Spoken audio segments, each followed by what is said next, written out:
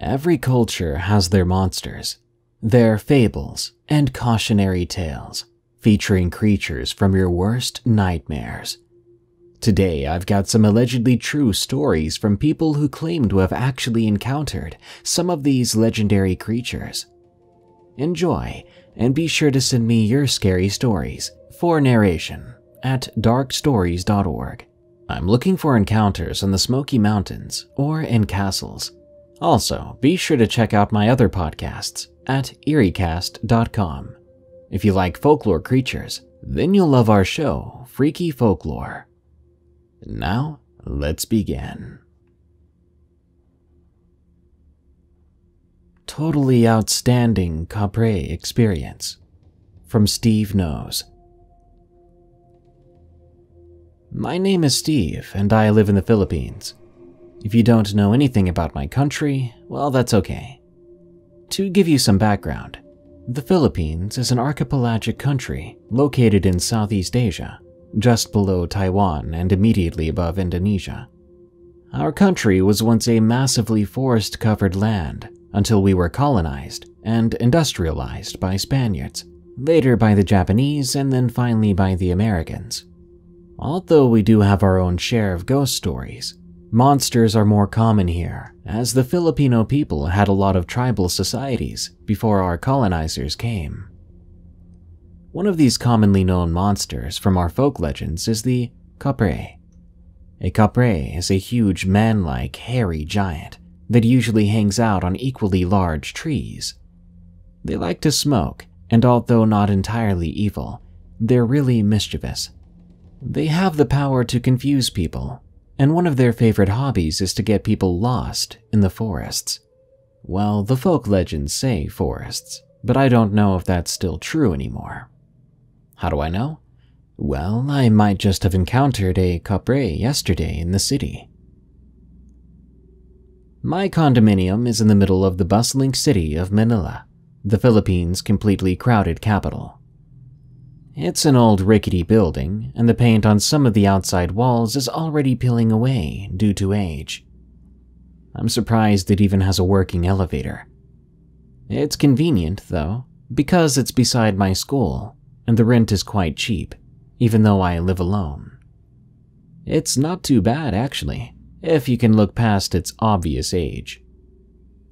Before yesterday, I already encountered a few weird events. Not scary, but certainly odd. Here are some of them. The condominium association has a rule to turn off the elevators after midnight, so if you want to go out, you'll have to use the stairs. I never had problems going down. It's when I go up that some odd things happen. One early morning, 30 minutes past 4 a.m., I was going up to the 5th floor after blazing up with a friend just outside the building, when I, curiously, landed on the 3rd floor again. I scratched my head, wondering if I was just hallucinating. A few days later, at around the same time, I ended up walking up straight to the 7th floor. I mean, I guess skipping a couple of floors is fine, but it is irritating if something really is just teleporting me around. My unit is adjacent to an unoccupied unit. If I look out my window, I can see the window and the room of the other unit, as my unit and the other basically form an L shape. I hope that makes sense. Well, every 2 a.m., and for exactly 15 minutes after that, the lights of the other unit would turn on. I know there might be a simple reason for it, but I don't know what it is. I never asked our landlord about it, and as far as I know, the security guards never leave their posts down the lobby. And I never ever watch the room at exactly 2 a.m. I'm afraid that if I stared at the unit's dark room, once its lights turn on, someone or something might be looking back at me. So no, screw that. Another weird thing is I always smell, well, weed smoke when I go out the fire exit to throw away my trash. Sure, of course, some tenants might be using the narrow staircase to get lit, but I've never encountered anyone having a smoke session out there. I wouldn't even dare to smoke weed there because there's a CCTV camera pointing straight at the fire exit door. Well, now let's go to my feature story, to what happened yesterday. It was 11 minutes past 3 a.m. and I was studying as usual. If you're wondering why I'm still awake around these times, it's because I study from 10 p.m. to 4 a.m. I would smoke at exactly 4:20 a.m. and sleep from 5 to 12. So yeah, it was just past 3 when I heard someone crying outside. I ignored it until the crying became louder.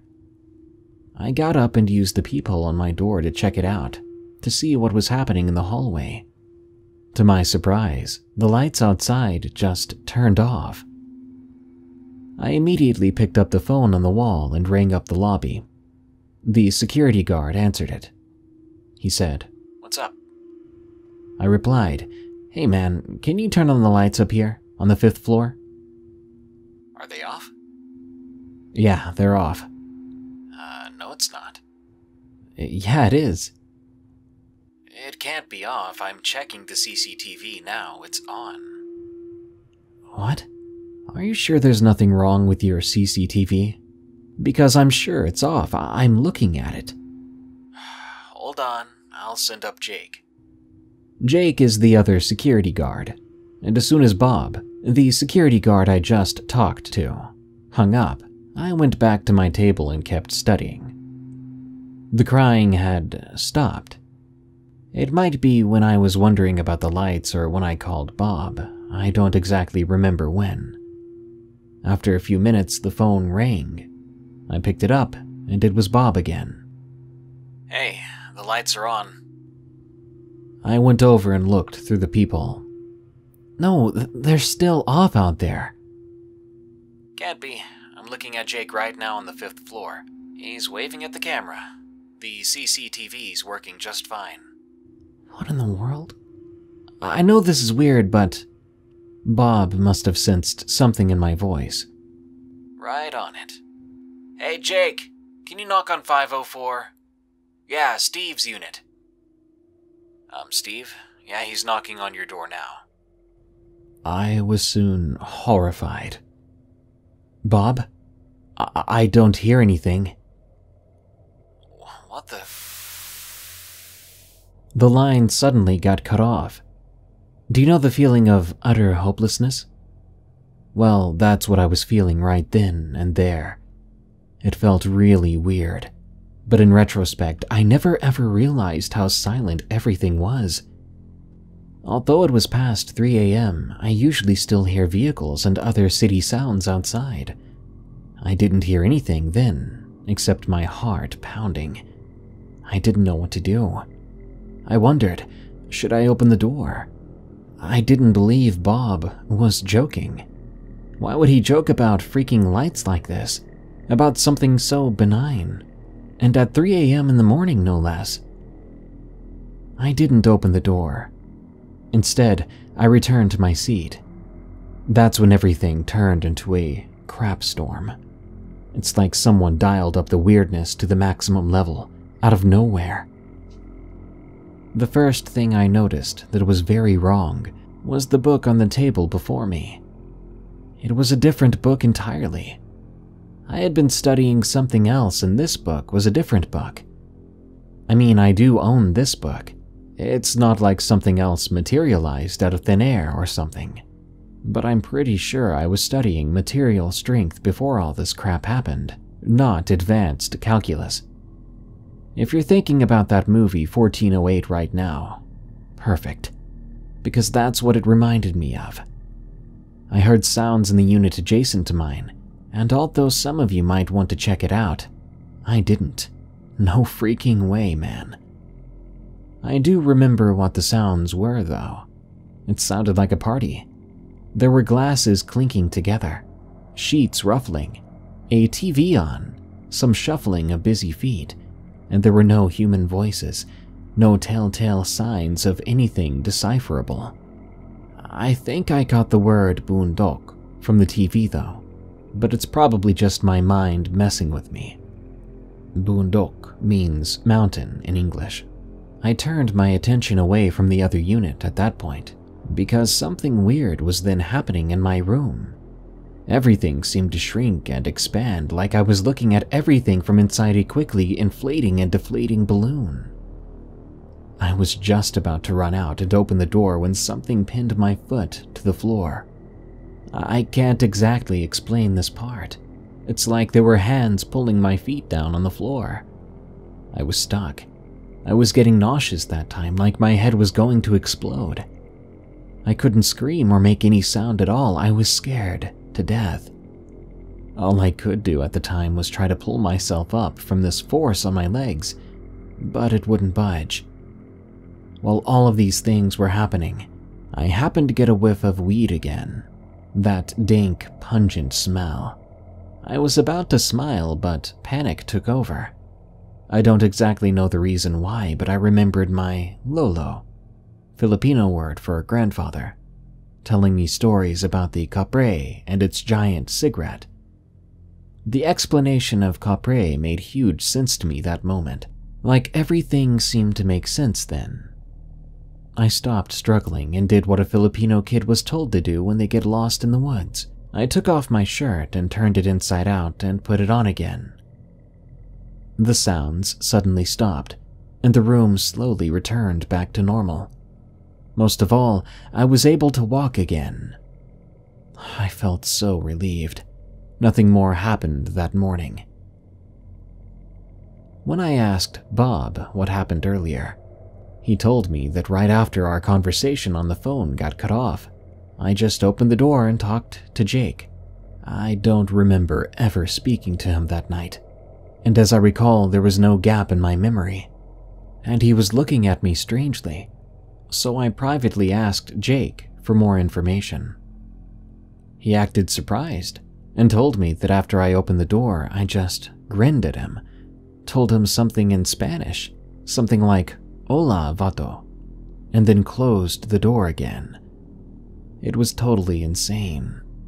And that, I think, was the end of it. I saw it in the snow. From MessaihRiot. We Dutch aren't really known for our folklore. Now, we have the white witches, or witte wieven, and goblins, but also things like gnomes and dwarves. This creature, however, is known as Flodder here in Holland. It is a creature that lives in all sorts of streams and jumps on your back, making you feel as if there is a literal ton of weight on your back. But when you reach civilization, it is said to jump off your back and into the nearest bit of water it can find. How it looks, though, is never really told, but I believe I've seen it. It was a cold Friday, and after work I always go to my parents' to eat and spend time with my parents and sister. This is something that we just kept doing from when I lived in an apartment, because back then I didn't have my own washing machine, and I would take my clothes to their place to wash. Every Friday I do a bit of grocery shopping as well, and when I get back I need to cross a path that goes along a stream that even goes past my house that I live in now. As always, my messenger bag was filled with groceries. The snow cracked as I walked on it. I suddenly heard something in the water. The water wasn't frozen solid, but still there were no ducks, geese, or any birds in the water for that matter that could have made that sound. Sure, I was in civilization, but during the virus lockdown, a lot of creatures have ventured outside their normal habitat, since there aren't so many human interactions during a lockdown. The curfew was also still in full force, so I had to be home before 9. I noticed my bag was feeling really heavy all of a sudden, but when I swung it toward my front, all the weight seemed to be gone. Then I heard water splashing yet again, but no ripples could be seen in the nearby water. As the night went on, I could hear some sounds in the front of my house, but it was already near 11. So only crazy people would be out risking a huge fine at that hour. I went to my kitchen that has a window that looks out into the playground across the stream, and I could see something getting out of the water. It looked sleek, wet, and about 1 meter tall. Then it turned towards me and noticed I was looking at it. So it dove right back into the water. It went quiet after that, so I went to bed. But at around 12:30 I woke up. I was wide awake then, so I decided to head to the bathroom. When I was done in the bathroom, I heard some footsteps. Since I was already so awake, I decided to open the bedroom curtains and window. I took my phone and took a picture of the beautiful landscape. The contrast of the lights at night against the window just looked so majestic. There were a few weird noises that were near my front door, though. I have a setup where I grow my Moroccan mint plant for fresh mint tea, which my sister and mom love a lot, at the left side of my front door. As I leaned over into the opened window, I saw that creature was now gnawing on my Moroccan mint, but before I could get my phone ready to take another picture, it noticed me. It looked me straight in the eyes and began to hiss loudly. Then it ran back to the stream, giving me one last glance as I closed the window. The morning after, I found my Moroccan mint plant with marks. It looked like it had been cut with thousands of razors. I've shown people this picture, and many say they see something on the edge of the water, but personally I can't see anything out of the ordinary. Then again, I've always been terrible at finding things out of ordinary pictures, so maybe you'll see what I don't. The Skinwalker that lurks in the dark. From Hinata 03. This is my little sister's story. It will be told from her perspective. It began around August 24th, the day before school started. At the time, I hung with this girl who lived next door to me. Let's call her Karen. The two of us hung out all day and most of that night. We went swimming in her pool and went out for dinner. Had a picnic in her backyard. The list goes on. Well, later that night, I kept checking in with my mom and dad so that they knew I was safe and that nothing was wrong. It was around 7:30 p.m. by then when Karen and I decided to eat dinner and watch a movie. We went inside and did just that. After dinner and the movie was over, it was around 9 p.m. Karen and I decided then to go play on her trampoline. At 9:30 p.m., my father comes over to my friend's house, telling me that I need to come home in about 15 minutes. Then my dad walks back over to our house. Now, right behind Karen's and my house, there is this forest. We knew those woods like the backs of our hands. Anyway, with the remainder of our time, we decided to play in that forest. When it was finally time for me to go home, Karen and I decided to cut through the bushes. Suddenly, I heard my father's voice calling my name, telling me to come here. Naturally, I began to head towards the voice, thinking it was my father's. The closer I got to the voice, the more I realized it didn't sound right. Soon enough, I found what was calling me, and it didn't look like my father at all.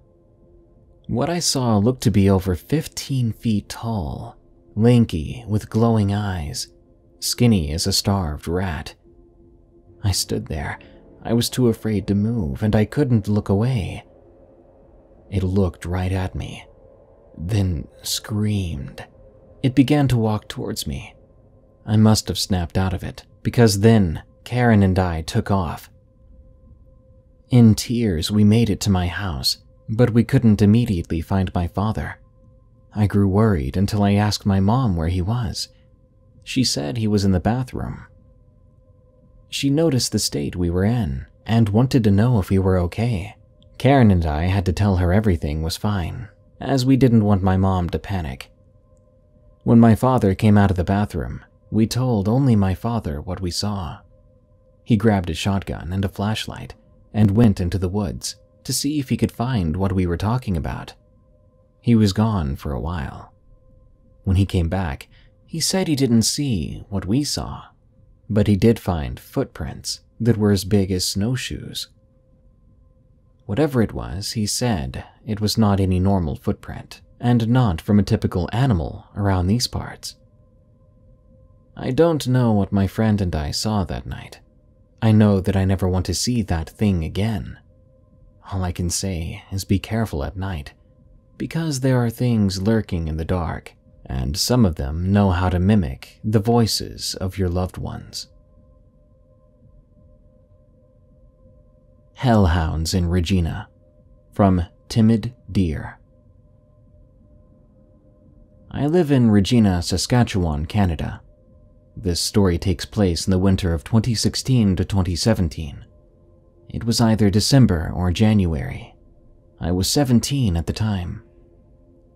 It was extremely early in the morning, almost 3 o'clock. I woke up suddenly to the sound of all the dogs in the neighborhood going insane. I tried to go back to sleep because it was a school night, but I felt a feeling of unease and I suddenly felt unsafe. I sat up in my bed and quietly went to the window and opened it. I heard howling. It kind of sounded like coyotes, but not so much. This was strange, of course. You don't usually hear or see wild animals that far into the city. At least, not too often. Even so, I knew that it wasn't really a coyote or even a wolf. It sounded kind of unnatural. I opened the curtains just enough to look outside, but not open enough for someone or something to look in. At the time, I didn't really understand yet that that wasn't how it worked. What I saw that night, I didn't realize until this year how lucky I really was. I saw these 2 large dogs run into the parking lot across the street. They stopped. These were not ordinary dogs. To best describe how they looked, take Sirius Black's Animagus form, but make them the size of a Mounties horse. They also had these glowing golden eyes. My eyes met with one of them. We stared at each other for a few seconds. Before I knew it, the dog turned its head to face the other. They then ran off into the night. I never really thought much of it until this year, 2021. I learned this year that I more than likely saw hellhounds, and based off of everything I've read, I'm lucky to still be alive. I honestly never thought I'd encounter something like that in North America, but now I know anything is possible in the modern era. Old Man in the Sierra Mountains, from Anonymous. I recently took up the hobby of traveling and looking for various minerals with my fiancée. On a trip we recently took, we ended up in the Sierra Nevada mountains. The particular spot we wanted to reach was at the end of an 8-mile hike. Some points of this path are so steep that it took us almost half an hour to make even 20 feet of progress. This background information is important, because on this particular trip, my parents decided to come along as a sort of bonding experience. And upon seeing how steep the trail was, they stayed behind at the car and decided to wait for us to get back. I thank God that they waited for us. Anyway, my fiancé and I are about halfway up the mountain in this desert environment, and it was beginning to get dark really fast. We're always careful to check the weather, temperatures, sunsets, legal zones, etc. So this struck us as odd, but we pushed forward. Eventually, we reached a point in the path that we decided to take a break, and my fiancée stops talking suddenly, mid-sentence. I look up to meet her gaze, and the look in her eyes instantly told me something was not right. I looked in the direction she was staring, and there, maybe 100 yards away in the middle of the mountains, was what looked to be an old man. He was dressed in what appeared to be a dark robe or some type of black raggedy clothing. We could only tell it was an old man based on how this person was standing with a frail frame. Soon after, I realized what I was looking at. This person wasn't moving. They had simply stopped mid-step, walking up the mountain parallel to us. I don't know why, but my stomach dropped so fast that I felt lightheaded. I normally deal with weird or intense situations fairly well, but this guy or thing, it made my body react weird to its presence. It seemed as if it had noticed us staring at it, because soon it reacted. I was terrified to see that what first looked like an old man began to stand up. I failed to notice that it was on its knees that whole time, or hunched over, and in its thin, frail frame, it began to loom what seemed like over 6.5 to 7 feet tall. I could tell by the trees it was next to, which we had passed previously. This was no old man. It was so thin, yet so eerily tall. A moment later, my shock and awe was interrupted by the sound of a 4-wheeled vehicle. I turned to see a jeep coming down the mountain slowly towards us, with its headlights on. In my unbroken gaze, staring at this creature, I failed to see that it had apparently gotten pitch black in what felt like only moments of me studying this thing. The people in the jeep stopped, and they offered us a ride. Before I answered, I looked back at the creature, only to see it sprinting back down the mountain into the wilderness at an ungodly and unnatural speed. That was definitely no old man. Skip ahead to me and my fiancée in the jeep. We had simply jumped in the bed of the nice couple's open-style jeep, and the man looked back to me and said in a gruff voice, "You shouldn't be out here past dark. Weird things happen in the desert when the sun sets." My fiancée looks at me with a worried expression on her face, but I knew the man must have seen the creature too, so I felt as if he was referring to this man, or creature. Whatever it was, it caused me to lose time, not even noticing the sun setting at such an alarming rate. It almost made me pass out from simply feeling its presence. I don't know what it was. I've heard stories in the area and rumors of dogs going missing, people going missing too, but I don't know what I saw. But I do know that there's definitely something unnatural in the Sierra Nevada mountains. Possible vampire. His eyes. From moobloom. Do you ever lie in the dark, but you think you see something that shouldn't be there? That's what happened to me when I moved into my new house just over 10 years ago. Though I swear, what I saw was more than just my eyes playing tricks on me. I had just turned 5, and my parents had bought my family a new home. It was a nice townhouse that couldn't have been more than 10 years old. The house was very welcoming and warm, but the room that was going to be my room had a different energy than the rest of the house. The air always felt thicker in there. We were living with our grandma before, so it was a bit weird to not have her around all the time. She was a very comforting person to me and made me feel safe. Once we moved in, I warmed up to my new house quickly. I was very excited by the change in atmosphere. In my room, I had a bunk bed that made the room feel a lot bigger than it actually was, but I will admit it did and always has freaked me out a bit. Since my parents are super religious, I wasn't taught to believe in ghosts, demons, and the paranormal. So even though I was scared, I never thought that anything bad could happen. One night, as I was lying in bed, like every other night for the previous month or two, I saw this dark figure slowly appear by the ladder that led up to my bed. It seemed to move slightly, but I didn't think much of it and brushed it off as my eyes playing tricks on me because of how tired I was. I slowly shut my eyes and tried to ignore the discomfort of seeing whatever I saw. After a long minute, I opened them to see a shadowed figure with long, slim arms and huge hands slowly making its way up to my bed. It had a slim chest that outlined its ribs perfectly.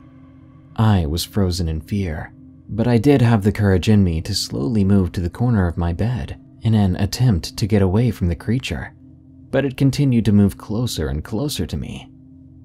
It stopped moving suddenly, its huge hands gripping into the wood around my bed to prevent me from falling. I heard a faint breathing from what could only be its head. There was a long pause between each breath, which made time feel like it was slowing down. I tried to speak, but the only noise that came out of my mouth was a quiet mumble. I forced myself to blink, since I had forgotten to, and as soon as I opened my eyes, the shadow had a pair of its own. Its eyes were deep mustard, and his pupils were shrunken. He seemed to stare at me for what felt like the longest minutes of my life. The slow breath steadily turned into more of a soft growl, as I felt my body go cold. Eventually, I found the strength to scream to get anyone's attention.